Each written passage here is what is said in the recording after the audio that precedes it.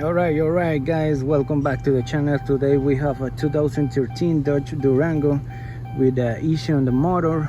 All right, so the customer go to the AutoZone, and the AutoZone put the scan tool and have this cylinder misfire in the number 2, number 4.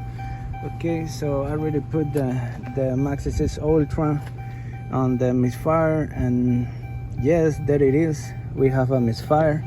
I already found the issue, guys. Look at this. We have our cylinder leak tester.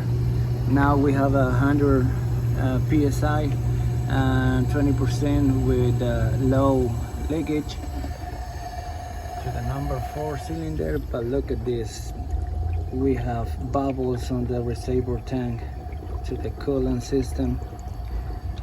This is bad news for the customer because we have the issue in the cylinder head gasket.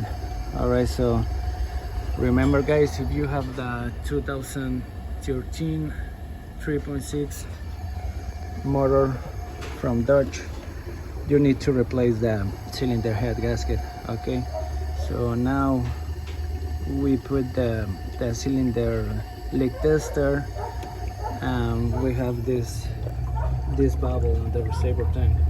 So now we need to replace the cylinder head gasket and check the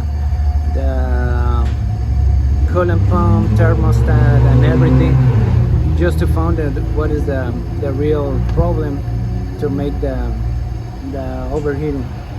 Okay guys, so thank you so much for watching this video. So just I want to show you what happened with the cylinder head gasket and the test with the cylinder leak tester.